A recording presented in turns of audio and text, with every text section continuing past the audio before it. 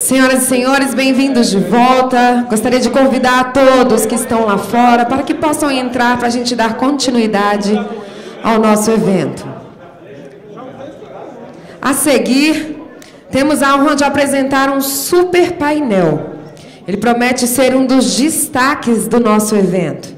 Tecnologias exponenciais e as oportunidades nos tribunais superiores. Este painel reúne uma seleção distinta de líderes e especialistas que estão na vanguarda da inovação tecnológica dentro do sistema judiciário brasileiro. Juntos, eles discutirão como as tecnologias exponenciais estão remodelando as operações judiciais e as oportunidades que tais avanços representam para os tribunais superiores. Nossos estimados palestrantes incluem Natasha Moraes de Oliveira, secretária de Tecnologia da Informação do Supremo Tribunal Federal. Charles Alves, secretário de Tecnologia da Informação do Conselho da Justiça Federal. Antônio Francisco Moraes Rola, secretário da Tecnologia da Informação e Comunicação do Conselho Superior da Justiça do Trabalho. E para moderar este painel, convidamos também o CEO do JX, Ademir Piccoli. Senhoras e senhores, podem receber os nossos convidados. Convidamos todos os participantes a se engajarem nessa conversa fundamental, que certamente oferecerá valiosos conhecimentos e ideais sobre o futuro tecnológico do judiciário brasileiro. Sejam bem-vindos ao painel Tecnologias Exponenciais e as Oportunidades nos Tribunais Superiores.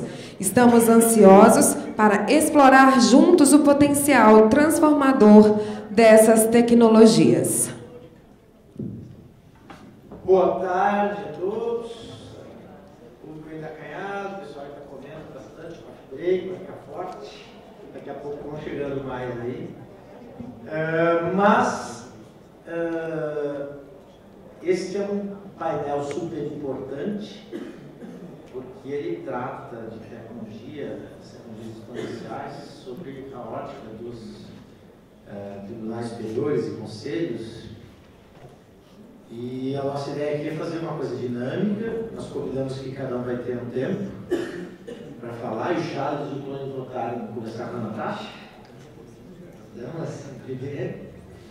E depois que cada um fizer as suas considerações iniciais, nós vamos ter algumas rodadas de perguntas. Se alguém tiver alguma pergunta, pode encaminhar aqui para a mesa, que a gente vai ter algum tempinho afinal, beleza? Então, Natasha, seja muito bem-vinda. A presidente do TRF6, a desembargadora Mônica, hoje de manhã, liberou-nos de repetir as apresentações a cada fala. Então, estamos todos liberados de repetir citações que já foi citado pelo protocolo, estava direto passar a palavra para a Natália. Oi, boa tarde a todos. Obrigada, Piccoli, pelo convite para vir compartilhar um pouquinho que o STF tem no seu radar para esse ano e para o próximo ano. É sempre uma alegria estar aqui, porque encontro os amigos, né? Que nem sempre pelas agendas atribuladas que temos, conseguimos nos ver, são sempre uma oportunidade de conversar um pouquinho com todos. Falando um pouquinho então sobre o que o STF tem feito, nosso planejamento para esses 2 anos, ele está baseado numa tríade que é operação, transformação e segurança. Então a gente precisa conduzir os projetos para manter a nossa operação e tentando trazer aí otimização de custos, de desempenho, que a gente vai falar um pouco de nuvem, né? Um pouco de melhorar a nossa operação básica, porque, como nós falamos, né, fica bem impossível uma inteligência artificial generativa. Mas, uma vez operando, a gente sim tem os projetos que envolvem inteligência artificial e outras tecnologias, mais especialmente aquelas voltadas para a ciência de dados, né? E no meio de tudo isso, inevitável a gente trabalha de segurança, especialmente no STF, onde há uma grande visibilidade, né, por conta dos julgamentos de cunho de grande relevância nacional. Então, nós temos sempre uma preocupação bem grande para que tudo que a gente faça seja feito com o máximo de segurança possível. E aí nós temos projetos nessas áreas. O mais famoso, digamos assim, foi o nosso chamamento público de inteligência artificial generativa, para sumarizar processos, né, de agravo e recurso extraordinário e recurso extraordinário inicialmente. Então, posso até falar um pouquinho sobre isso depois, se for de interesse, mas esse evento ele mostrou que o mercado também está ávido para ter experiências desse tipo. Eu digo experiências porque o que nós vimos no final do ano passado, então nós estamos aí há 3 meses da realização desse chamamento, foi um momento de experimentação, de tentativas, de pesquisas, de algo então que percebemos que vai evoluir muito. Fizemos alguns investimentos em segurança também, significativos esse ano, para manter essa operação e essa transformação de maneira adequada. Basicamente isso. Passar para a direita do Charles, então, do Conselho da Justiça Federal, fazer suas considerações iniciais. Boa tarde a todos. Primeiramente, agradeço pelo convite. É a segunda vez que você me convida, mas infelizmente a primeira eu não pude participar, mas por hoje, né? É uma alegria estar aqui com todos vocês, colegas da Justiça Federal. Ano passado, o CJF fez uma jornada excepcional, né? Nós conhecemos todos os TRFs nas reuniões das direções gerais, né? Então eu pude conhecer cada seção judiciária, cada representante, né, da área de TI, de cada seção judiciária, mais do TRF, e a gente trocou bastante informações, né? Estou no CJF desde janeiro do ano passado. Eu sou oriundo, né, da Administração Pública Federal, sou da área de Ciências da Informação também, né? E trabalhava muito com investigação, modelos preditivos, tratamento de dados, que é muito importante, e principalmente o xodó da minha vida, que é cibersegurança, né? Sou docente na área, nas 2 áreas, e eu recebi um desafio da ministra Maria Tereza, um convite em 2022, em junho de 2022, nosso secretário-geral, o Daniel Marchionati, a gente conversou um tempo, né, e amadureci a ideia, e somente em janeiro de 2023 é que realmente aceitei o desafio de modernizar a Justiça Federal, né? Trazer um pouco da experiência de 10 anos, eu fui diretor de tecnologia na Polícia Civil do Distrito Federal por 10 anos, atuei muito na área de inteligência, e aceitei sair da minha instituição porque eu vi um desafio excepcional na Justiça Federal. Algo que lá na investigação a gente já fazia, modelos preditivos, né? Treinamento com sumarização, predição. A ideia é a gente trazer isso para a Justiça Federal de uma forma em que todos os TRFs, desse modelo que até os nossos colegas dos TRFs conversaram aqui no debate anterior, né? A gente tem crescido muito no CIJUS com a troca de informação, principalmente de experiências, tanto na área de tecnologia quanto na área negocial. Então, esse debate vai ser muito bacana, porque a gente vai ter uma abrangência das novas tecnologias e, principalmente, o quanto que o tratamento de dados ligado com a inteligência artificial, ela não amplia resultado, ela potencializa, né? E o que a gente precisa no nosso judiciário é a potencialização, é realmente ter informação clara, precisa, dirigida e principalmente em tempo hábil para a tomada de decisão. É isso que os nossos magistrados precisam. Muito obrigado, Charles. Vou passar a palavra do Antônio Rola, que é do CSJT. Acho que boa tarde a todos. Fico também agradeço aí o convite, meu colega Léo, já de longas datas. de longas datas, a gente já trabalhou em vários estudos, né, lá no CNJ, aqui também no TRF. Eu sou oriundo do TJ de Minas, então aqui dá para se ver que a gente está bem diversificado, né? A Natasha do trabalho, ele também falou que veio da polícia. Então, é bom que a gente vai trocando informações, mas uma das coisas importantes que eu tenho a falar da Justiça do Trabalho é o quanto eles são padronizados, é o quanto eles já fazem. Por exemplo, a gente estava conversando, né, Charles? A questão de compras compartilhadas, são os 24 TRPs, mais o TST, sempre comprando de forma conjunta. Isso acaba trazendo uma certa padronização, né, da tecnologia para dentro.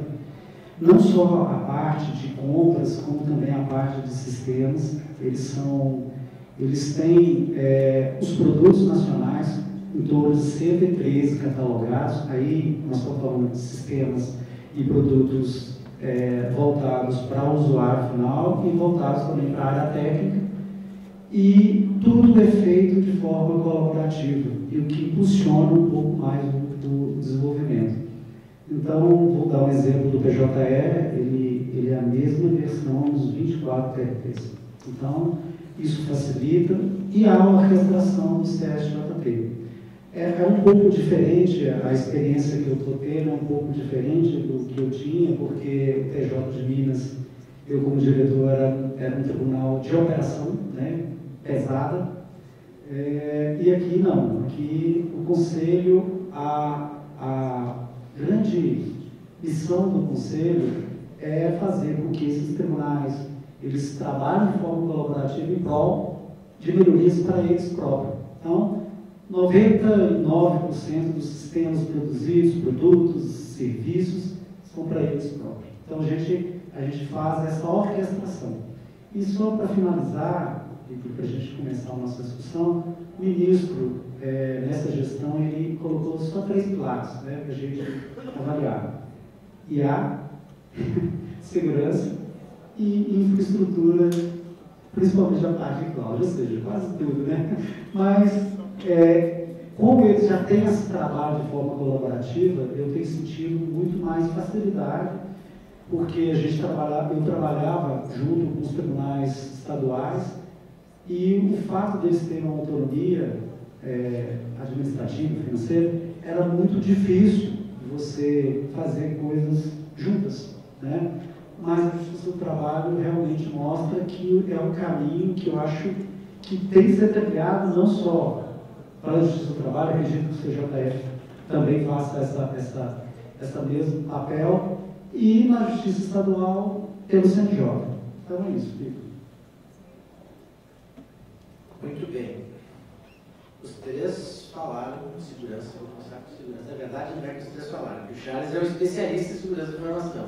Eu vou começar com o Charles para traçar quais as perspectivas diante desse avanço tecnológico, avanço da digitalização, avanço do uso de IA. Como que fica a segurança da informação, Charles? É uma pergunta interessante, até porque a humanidade ela não está correndo, né? Ela está em ritmo frenético, né? E a gente esquece muitas das vezes, olhando a inovação como ponto essencial, né, de evolução, esquecemos da base. E a gente esquece da infraestrutura, né? Infraestrutura é de suma importância para toda organização que tem a tecnologia como base.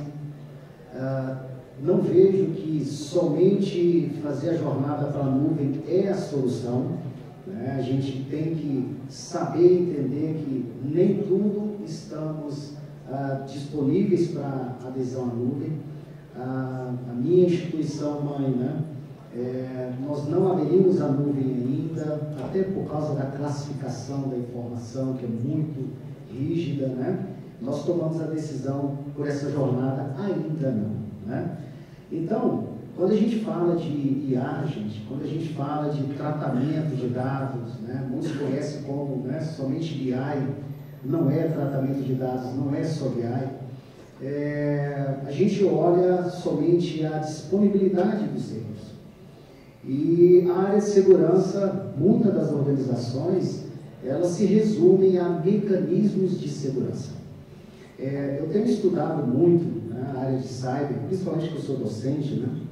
E a gente vê que até o tipo de contratação que é feito pelas instituições públicas são aquisições de serviços que eles não são muito bem divididos. Quando a gente fala de normatização, primeiro ponto essencial para qualquer organização é você ter um bom sistema de gestão de segurança da informação. Muitas das organizações, elas não têm esse sistema, né, implantado. Já se parte para a segurança de defesa cibernética. Nós vamos colocar aí equipamentos, mecanismos para poder nos proteger interredes. E a gente tem ali, muitas das vezes, uma vulnerabilidade que é em processo de negócio. Se faz muito gestão de risco baseado somente em templates, sem se conhecer. Acho que a maioria das organizações, elas não se conhecem bem, contratam SOCs para cobrir a área de tecnologia. E quando a gente fala de IA, né, nesse contexto todo, o ponto que eu sempre bato na tecla, e eu sigo a ISO de uma forma importante para a gente praticar governanças, né? Quando eu falo de privacidade, e na privacidade eu tenho que ter um sistema de gestão de privacidade, e ele depende de um sistema de gestão de segurança da informação. Agora a ISO me lança, né, maravilhoso, né, a ISO 42001, né, falando aí sobre como utilizar a inteligência artificial, né. Ali uma receitinha de bolo, realmente um template de como a gente vai tratar tudo isso. Mas ela também coloca como base nós termos uma implantação inicial de um sistema de gestão de segurança da informação. Então, o que a gente olha sempre temos uma boa classificação de informação dentro da nossa instituição? É o ponto essencial. Para vocês terem ideia, a maioria dos problemas que nós temos, vulnerabilidades e riscos, agora com a ISO 27000, a gente olha a área negocial que não tinha um foco muito forte, né? Para você entender a área negocial, aplicar as políticas necessárias já na área negocial. Então, essa jornada para a inteligência artificial, e eu digo uma jornada porque não é simplesmente pegar uma ferramenta, uma solução de IA, né, com modelos preditivos ou de sumarização e simplesmente ter o resultado. Eu preciso ter em mente de que qual o tipo de informação que está sendo processada, né? Qual o nível de criticidade dessa informação. Porque, gente, ferramenta a gente tem para tudo. Agora, se eu não conseguir aplicar a ferramenta alinhada com as minhas necessidades primordiais que são do meu negócio, infelizmente, eu posso fazer com que essa jornada IA ela se torne um desastre para a minha organização. Natasha quer trazer reflexão sobre segurança? Vamos lá. Pode pular, pode passar. Aqui tem passo, volta. Eu estava pensando que quando a gente tem a sensação de que começou a organizar e se sente um pouco mais seguro, porque, enfim, tem algumas ferramentas, tem serviços, e a gente realmente começa a fazer uma jornada para IA, já surgem os novos ataques que interceptam as conversas entre as aplicações e os GPTs aí, e ferramentas de LLM que a gente tem para usar, né? Então, realmente, é uma corrida que não acaba nunca, mas eu penso que a gente fez alguns avanços, que as ferramentas disponíveis hoje fizeram avanços. Por que eu digo isso? A gente vem de tribunais mais antigos, né? Não vou dizer quantos anos, eu não vou mais dizer. Eu só digo que quando eu comecei a ser diretor, o Mel já era. Então, o Mel foi uma das pessoas que me adotou aí no início da minha carreira. Faz mais de 20 anos, não vou dizer quantos exatamente. Onde nós temos essa dificuldade em manter, sim, alguns sistemas legados, porque nós não conseguimos nos livrar deles, eles suportam a operação, em grande parte dos tribunais, pelo menos os mais antigos, né? E temos que acoplar algumas ferramentas de segurança, e nós tínhamos muita dificuldade no passado em fazer isso. As ferramentas de segurança vinham para parar de funcionar as nossas operações, e isso não era viável. Então, eu vejo que nesse caminho as ferramentas evoluíram muito. Hoje nós temos a possibilidade de contratar serviços. E digo essa possibilidade porque eu vim de uma época em que era difícil terceirizar serviços de tecnologia. O MEL está aqui.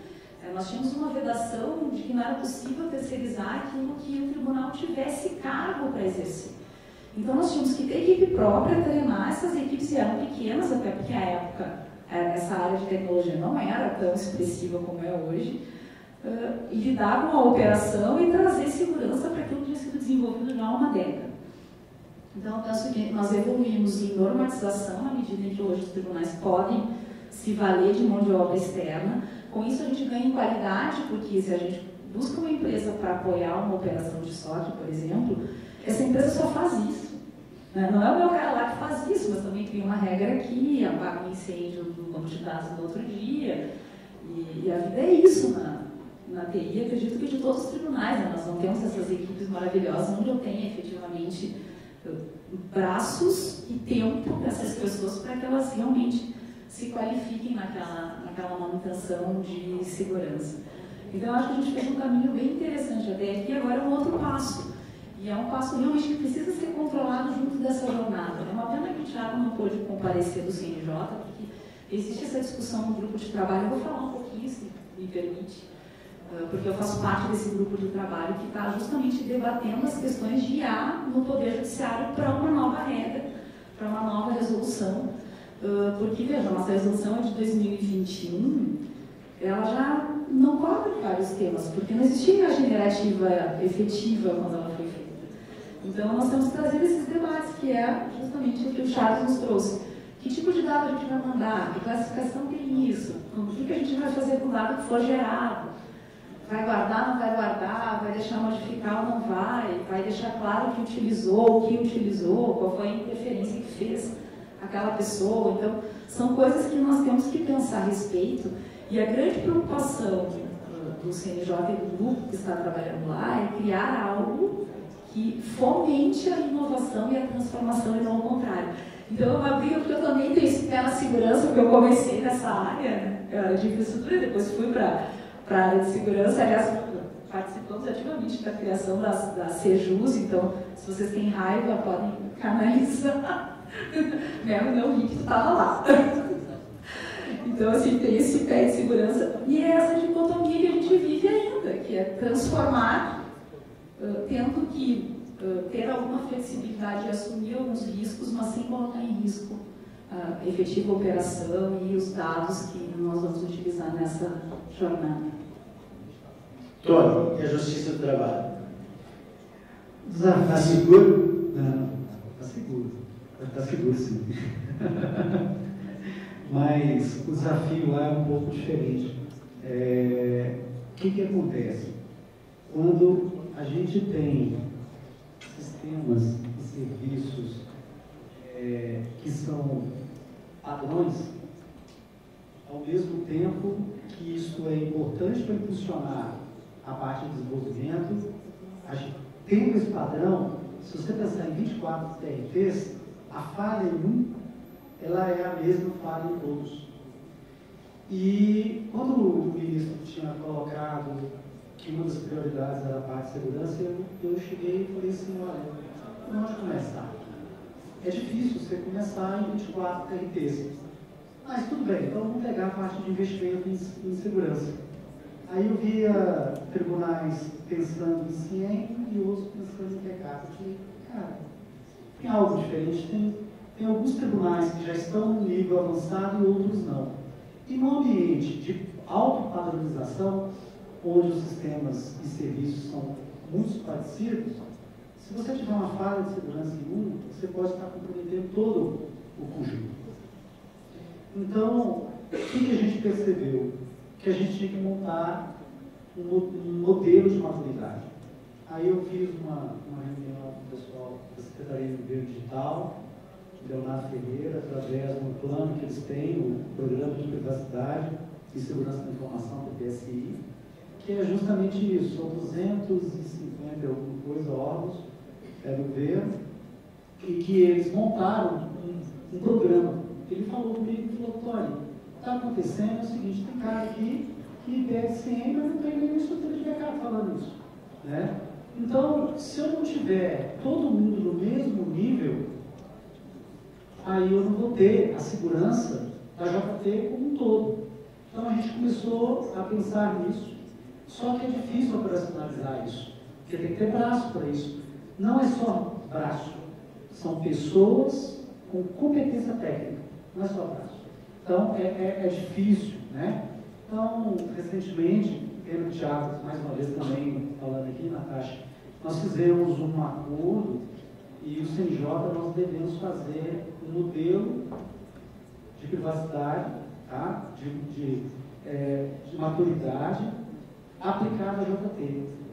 E foi o que eu conversei com o Thiago, falei, Thiago, a JT, nesse ponto, por ser padrão, a gente fazer o assessment, a gente criar um roadmap, talvez seja muito mais fácil pelo grau de padronização. Então, agora, nosso maior desafio hoje na parte de segurança são todos esses que vocês estão falando, mas esse tem muito mais a ver com o próprio tribunal, que passa por esse desafio no dia a dia, mas a gente tentar unificar essa parte e criar um modelo de maturidade, porque a Natasha conhece bem, né, Natasha? Os tribunais, eles têm estruturas financeiras, estruturas de pessoas muito diferentes. Então você tem o TRT 4, que é o dela, tem o 2, 15, São Paulo, Campinas, e você pega um tribunal, por exemplo, 21, que é de Sergipe, a diferença técnica e a diferença de recursos é muito grande. E tem tribunal que, por exemplo, nós estamos fazendo agora a contratação para todos de um SOC unificado, né, que à medida que os tribunais forem aderidos, vai poder compartilhar todas as informações entre os TRTs, mas que esse valor, para alguns tribunais, corresponde a mais de 10% a 20% do orçamento do tribunal. Então, se isso não for olhado como uma política de maturidade, não vai adiantar. A JT é um bloco, então eles tratam os tribunais como um bloco. Então, esse modelo de maturidade eu acho que é importante para todo mundo. É claro que tem alguns tribunais, o próprio da Natasha, eu sei que é um tribunal que nos ajuda. Nós temos subcomitês nacionais de segurança e tem participantes por 4, então são tribunais já avançados em técnicas de segurança, mas tem alguns que realmente não têm essa mão de obra para poder ajudar.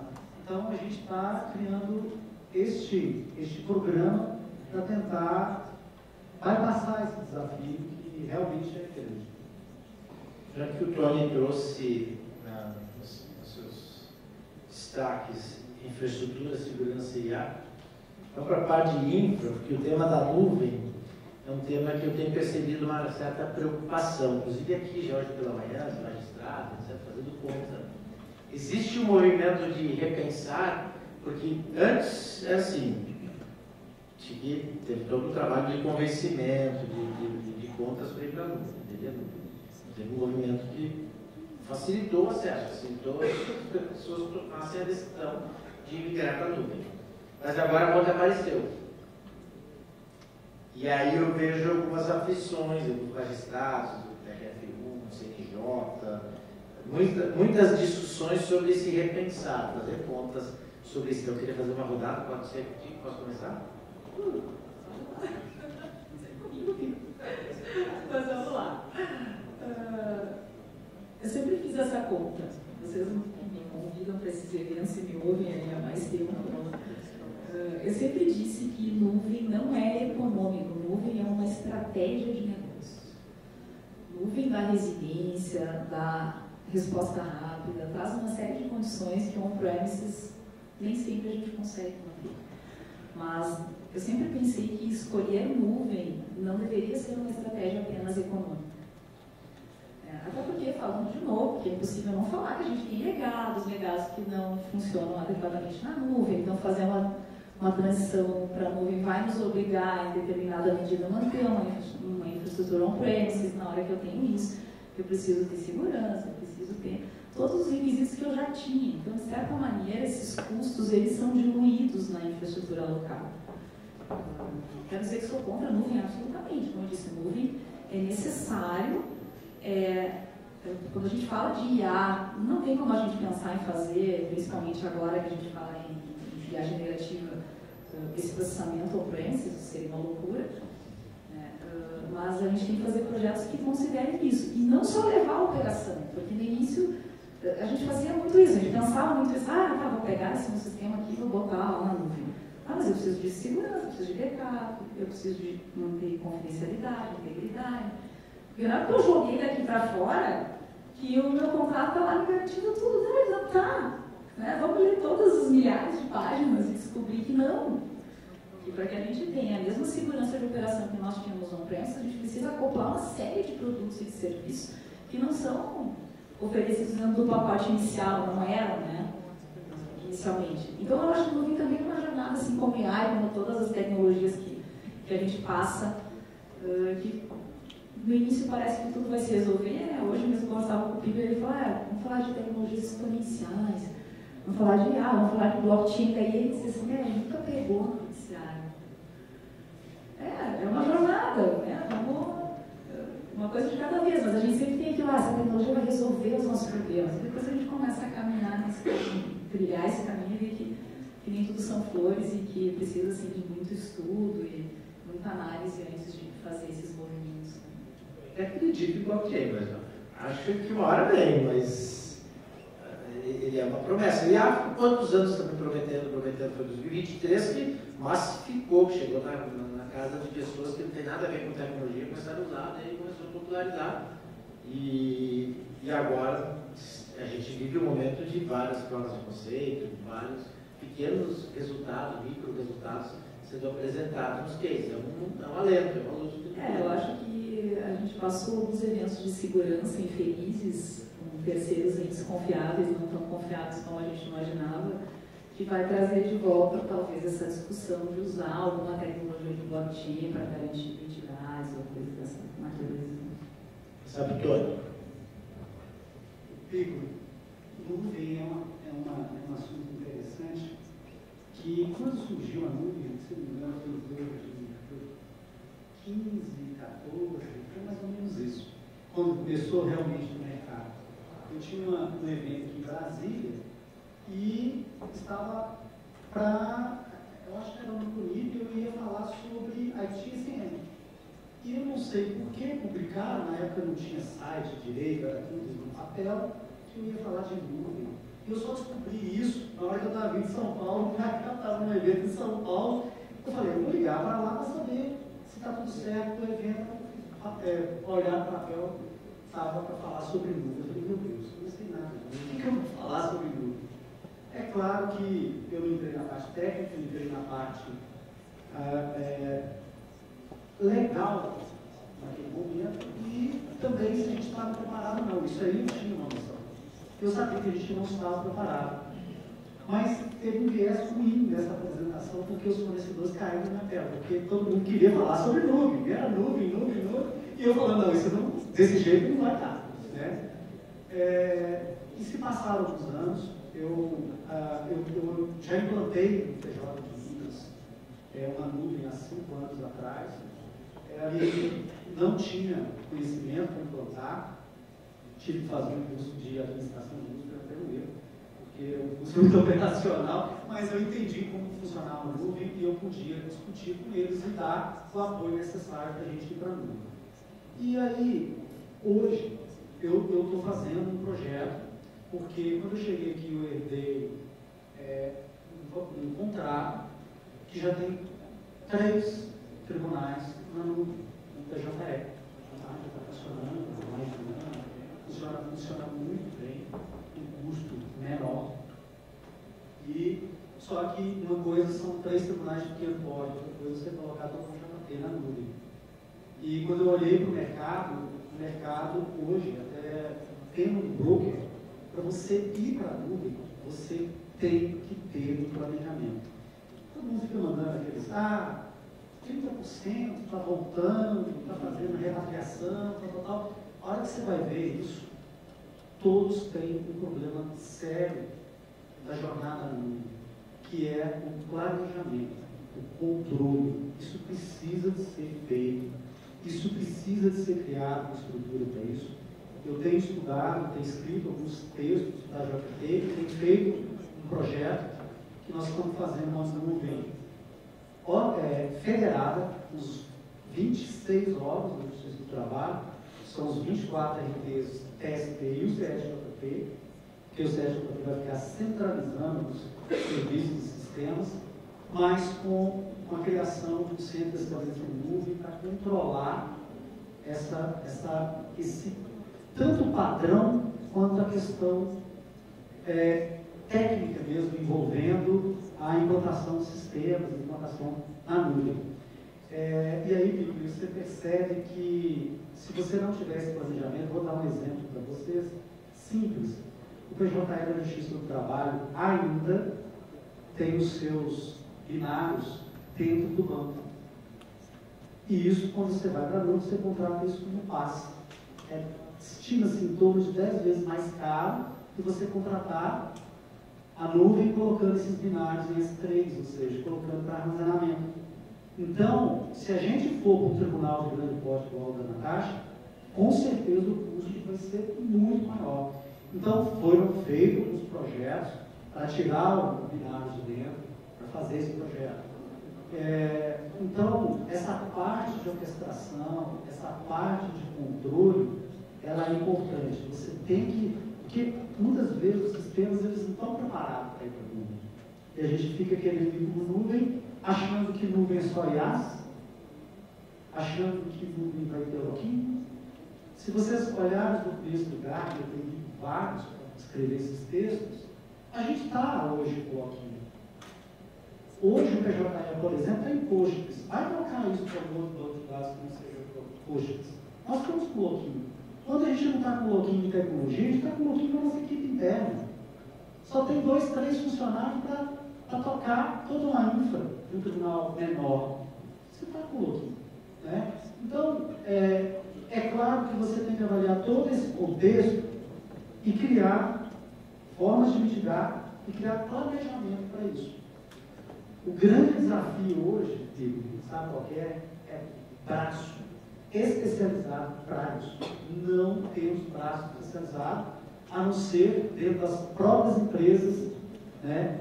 E mesmo dentro das próprias empresas, eles são muito requisitados. Então, da AWS, ele sabe disso, como que é uma necessidade de profissionais, são profissionais especializados em nuvem. Então, é isso. Aliás, eu brinco comigo, nesses projetos que a gente faz, que tem uma cláusula que eu vou começar a inserir, que é proibido contratar os nossos servidores no final do projeto.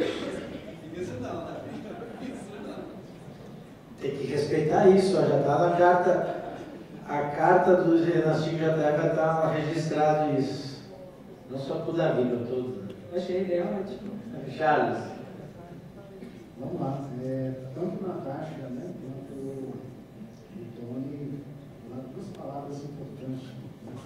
Primeiro, jornada, segundo, planejamento. Eu tive essa experiência em 2021 na minha instituição, estava fazendo um projeto com data center de contingência e uma alma santa, né, algo para minha alta gestão, que sairia muito mais barato, uma jornada de nuvem, né, seria melhor em segurança, em administração, em governança. E a minha identidade de negócio eu tinha que testar, né? Porque lá trabalhamos com investigação criminal, inteligência policial, então a gente fez esse estudo. E há um grande erro hoje em jornada. Tem uns que querem pegar, que foi o nosso caso, pegar a nossa estrutura inteira e criar uma contingência em nuvem. Gente, isso é um absurdo. Vocês terem ideia, um projeto de um data center de contingência de 285 metros quadrados, de sala segura, já recheado, eu gastei 20 milhões de reais. Em 5 anos, uma jornada na nuvem, que eu ia subir 1,4 teta de dados, iria me custar 96 milhões de reais. E não somente isso, a maturidade, as garantias, né, que eu deveria ter de controle e segurança, né? Então, a jornada da nuvem, realmente, ela tem que ser muito bem planejada. Nós, lá no Sijus, né, a gente tem debatido desde abril, nas nossas reuniões, 3 eixos importantes.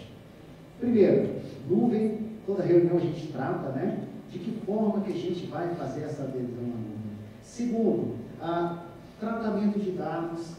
Terceiro, cibersegurança. Vocês terem ideia, a gente chegou numa maturidade em que, em cibersegurança, a gente está fazendo o que a governança ela nos traz de ponto essencial. Separa a gestão de segurança da informação. Hoje, o nosso Comitê de Segurança da Informação, os secretários de TIs da Justiça Federal serão os gestores temporários, né? Porque o ideal é que esteja na área estratégica.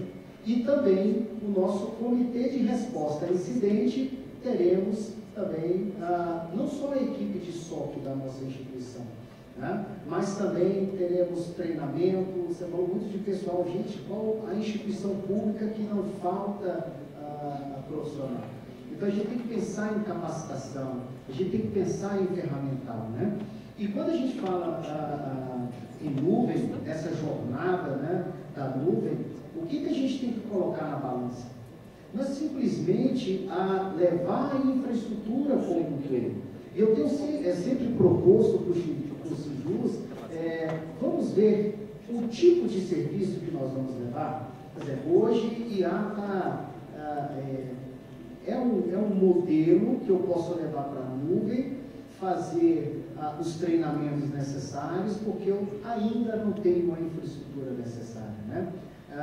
Poderia ser um escopo reduzido, mas que me traria benefícios? Sim, mas olha só que interessante quando a gente fala em infraestrutura. A Justiça Federal, ela tem uma nuvem da Justiça, a NJUF, né, que é a nuvem da Justiça Federal. Ela foi projetada por uma magistrada, né, a doutora Simone, que hoje é desembargadora no TRF-6. Gente, o modelo conceitual ele é excepcional. Fala-se de uma nuvem privada da Justiça Federal, em que no futuro faremos uma jornada para ela ser híbrida, mas que a gente tem que ter um investimento muito forte para implantação, manutenção, treinamento, evolução. Então, o que eu acho que é importante, né, nessa jornada? Planeje bem, porque você paga para subir, paga para manter e paga quadruplicado, né, para você descer. E não somente isso. Quando você tentar descer, você não tem a infraestrutura, você vai ter que investir em infraestrutura para você abarcar tudo isso novamente. Então, para alguns negócios, algumas instituições, não seria importante investir na sua própria infraestrutura? Gente, não é receitinha de bolo, né? Como a Natasha disse, nós temos aí uma jornada de várias empresas que vão. A gente pega instituições privadas. Eu tenho um Ponto Frio que o negócio dela é venda. Para que ele vai manter uma infraestrutura caríssima? Entende? Então, assim, temos que planejar bem essa jornada para a nuvem. Na Justiça Federal, a gente está dando sobrevida à nossa NJUF, nós vamos ampliar a NJUF. Como os colegas disseram no bloco anterior, a gente tem aí, dentro do Sijus, decisões para evoluir essa nuvem privada. Não é barato, mas a gente vai padronizar, isso é muito importante. A gente vai ter sistemas nacionais. Para vocês terem ideia, nós temos 5 grandes sistemas que a gente vai uniformizar a Justiça Federal. Gente, a uniformização, ela é muito importante. Eu não estou dizendo que todos tenham que comprar a mesma tecnologia, mas a partir do momento que lá em cibersegurança eu tenho um ataque no TRF e eu tenho pessoas capacitadas, ferramentais, com os demais TRFs, nós nos tornaremos vários para resolver o problema. Isso é importante, né? A gente tratar na uniformização. Então, estamos investindo na nossa nuvem privada.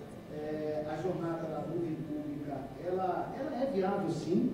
Né? Eu acho que a IA, a gente só tem que tomar um pouquinho de cuidado, porque o modelo, quando é público, e às vezes você tem um modelo que ele deve ser utilizado somente na sua área negocial, a gente tem que tomar cuidado. Né? Então, nuvem é importante sim, mas tem que ser planejada e tem que ter uma boa jornada. Muito bem, a IA apareceu com segurança, agora apareceu com nuvem, agora vamos misturar a IA com colaboração. Por quê? E se já era importante antes da IA generativa, a colaboração, a interação entre os tribunais, instituições e até público privado, agora fica mais evidente. E aqui nós temos a Natasha, que é da Justiça do Trabalho, mas eu não vou começar a curtir essa rodada, vai lá no Tony, o Tony é contigo. Mas eu estou fazendo referência à Natasha porque no TRT4 ela promoveu muita colaboração entre os tribunais, trazendo os cases dos outros CRTs, espelhando, fazendo inclusive essa amostra de soluções, e que eu acho que isso acaba que dá visibilidade e aproveita até onde o outro chegou para partir dali, para compartilhar mais, colaborar mais. Então, Tony, e hoje de manhã apareceu no debate do processo judicial eletrônico, falou-se na referência que é a Justiça do Trabalho. Tem um padrão, tem um modelo de cooperação que foi definido, muito em função do Conselho, né? Então, Tony, eu gostaria que tu trouxesse a tua contribuição em relação a esse tema, de como que a gente pode aproveitar essas iniciativas de IA generativa, esse começo de movimento, mas fazer com que ele seja mais rápido colaborando. Piccoli, uma coisa é fácil. A IA generativa, ela assustou um pouco os gestores, porque ela foi muito rápida e mudou totalmente o modelo como o IA estava sendo conduzido. Através daqueles, a gente tem os algoritmos, aquela coisa toda, era custoso, muito pontual, e de repente veio um serviço e que você poderia contratar, e se você não contratar, o próprio magistrado ou servidor iria contratar, e eles têm contratado para utilizar no dia a dia. Então, é difícil. Diante disso, o Conselho, ele percebeu uma coisa, e isso é fato, que muita gente está em cima de prova de conceito. Eu faço aqui, eu estou com um evento aqui, mas na hora que você ganha em escala, e aí nós estamos falando de contratar, ou você está fazendo em casa, e aí você tem que ter um processamento totalmente diferenciado, ou você está usando um serviço, ele acaba ficando inviável. E não só inviável, como também a gente ainda não tem exatamente a forma, a gente não está enraizado, essa forma de contratar tudo por serviço puro, e fica difícil de você até estimar. Né? E você colocar em produção, a gente estava conversando sobre isso, né, Charles? Você colocar em produção um sistema de ar, e ao mesmo tempo você tem um crédito infinito ali, a gente sabe que isso é caro, então tornou-se inviável. Então, o que a gente tem feito, Piccoli? Tentado criar uma infraestrutura para potencializar. Porque essa inovação vai acontecer nos tribunais, não vai acontecer no Conselho. Mas eles estão tendo a dificuldade de ter ou processamento ou ter um serviço viável. Então não adianta. Então, se não orquestrar, e tem uma vantagem aí no caso da Justiça do Trabalho, que uma vez que você tem um projeto ligado ao PJE, todos podem beneficiar, porque o PJE é a mesma questão. Então isso também tem essa vantagem. Mas sem essa infraestrutura para isso, não vai ter coisa. Eu vou deixar Natasha para fechar. Do Charles. Charles, nessa mesma pauta, mas eu queria te fazer uma pergunta. O que na tua opinião, é o maior ponto de atenção? É o modelo de contratação ou é custo? Olha, o modelo de contratação é excepcional. Nem tudo que é caro é bom. Né? Temos que planejar muito bem. Quando a gente fala de uniformização, que é a palavra que eu uso muito no Sijus, né, com os colegas, um plano de compra compartilhado já é um plano de uniformização. Né? Você montar uma estrutura, né? O Thiago não veio, mas seria interessante, né? Ele poder estar compartilhando com a gente. Se eu tenho um CNJ, que ele define uma estrutura para a gente aplicar os modelos, fazer o aprendizado de modelo, fazer o compartilhamento, né? A gente já está numa evolução maravilhosa. O que dentro do CJF a gente tem tentado, junto com os demais colegas, os TRFs, é definir um plano, um projeto.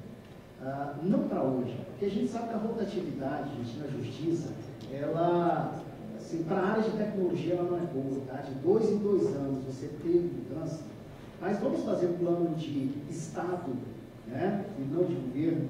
Então, vamos fazer um plano de forma a que a gente consiga iniciar um projeto, né? E a partir daí definindo etapas. A Justiça Federal, eu sempre falo para os nossos colegas, que a gente pode ser vitrine. Nós somos somente 7 unidades, 6 TRFs mais o CJF. Então, a gente tem a oportunidade de implantar, né, um modelo e, a partir daí, expandir. Né? Então, o modelo de colaboração, ele é excepcional. Se você contrata como serviço, né, os seus projetos, tem que ser muito bem feito.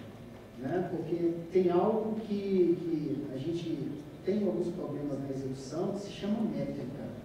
Dependendo do erro que você cometer na métrica, você realmente não vai ter sucesso, né, naquilo que você tanto sonhou, né, naquele projeto que você tanto sonhou para a sua instituição. Muito obrigado, Charles. E para a gente fechar o nosso painel, Natasha. Aí tem tempo esgotado. Está aqui colocando a gente em tempo de fechamento. Eu estava ouvindo os colegas falando em colaboração, né, que são de tribunais de conselhos, né, que congregam aí vários tribunais. E quero dizer que quando a gente sai desse ecossistema, a gente sofre muito. Eu saí da Justiça do Trabalho, do TRT 4, em 2022.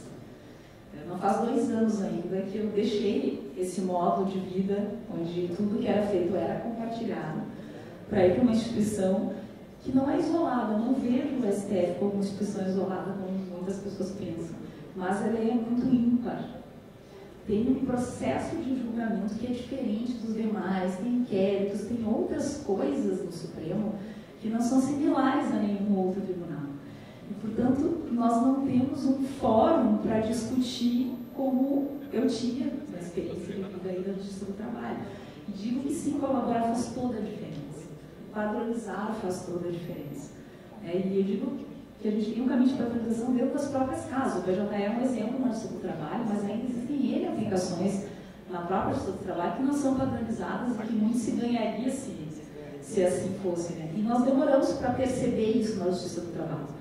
Eu digo que eu fiquei mais de 20 anos e acompanhei muito desde o início isso de tentar movimentar, fazer um colégio de diretores de tecnologia, para conseguir, era o básico, era microcomputador. Quando eu entrei no tribunal não tinha internet para todo mundo. Era um ponto de internet para cada gabinete de desembargador. E as pessoas brigavam para saber qual era a máquina que a gente ia habilitar para navegar naquele momento. Então, era um outro estágio. Mas só se conseguiu fazer esse movimento porque havia forte restrição orçamentária, porque esteve essa intenção de padronização e de fazer as coisas de maneira conjunta. Então, assim, para quem pode fazer isso, aproveitem, porque faz muita diferença no final do dia. Esses projetos de IA, a gente percebe também muito, o Supremo foi em busca de apoio, de redes. Quando se fez aquele chamamento público, foi isto. É difícil fazer. Nós precisamos ver se realmente nós estamos tendo muita dificuldade, se o mercado ainda não evoluiu para isso. E Eu digo a vocês assim, a gente vai ter outros passos, foi feito esse chamamento para ver exatamente o que o mercado poderia oferecer dentro de um desafio, um espaço curto de tempo, porque afinal o que se prometia era produtividade, que foi a tua pergunta, a IA e produtividade. E claramente se percebeu que okay, dá para fazer algumas coisas em pouco tempo. A gente deu muito pouco tempo às empresas, tiveram um pouco mais de 30 dias para apresentar algo. Tivemos soluções apresentadas com um caminho muito interessante, mas deixou claro que é um caminho. É um caminho, a gente precisa amadurecer em conjunto, muito claramente de que tecnologia sozinha não vai fazer essa mágica, a gente precisa unir a técnica informática com a técnica jurídica para que a gente tenha bons resultados. Então é um caminho onde a colaboração mais uma vez se torna essencial. E se há um recado que eu posso deixar aqui ouvindo, o que a gente falou é trabalho colaborativo, padronização. Padronização não precisa prejudicar a inovação, não é isso. Deve haver um espaço para que se inove, mas uma vez que a coisa seja bacana, que a gente consiga alcançar os demais, eu acho que é por aí. E por essas pessoas, né? Eu sempre tenho acabado as minhas falas falando isso, porque como todos os gestores sabem que não interessa que tipo de negócio a gente esteja gerindo, é só um conjunto de pessoas e processos. Então, pessoas é um ente importante dessa equação, e aí a gente fala de pessoas de TI e pessoas da área do direito, também precisam se reinventar. Nós temos alguns juízes, alguns aqui presentes, que são incentivadores e gostam disso. Mas nós temos muitos outros que não têm muita afinidade ainda com o básico. Então, também é preciso prestar atenção nessas pessoas que movimentam o direito no país. O nosso papel, antes de mais nada, é trazer inovação para melhorar a nossa nação, e não realmente fazer um trabalho local. É isso. Muito obrigado. Charles, Tony, Natasha, foi incrível. Pena que a gente não tem mais uma hora ou duas aqui para conversar sobre outros assuntos e sobre esses que já foram incríveis e tenho certeza que todos curtiram bastante. Uma salva de palmas. Muito obrigado a todos.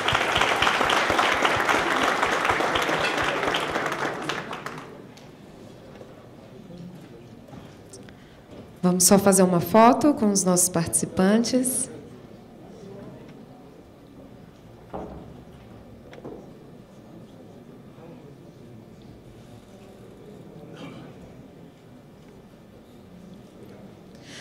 Muito obrigada aos nossos painelistas.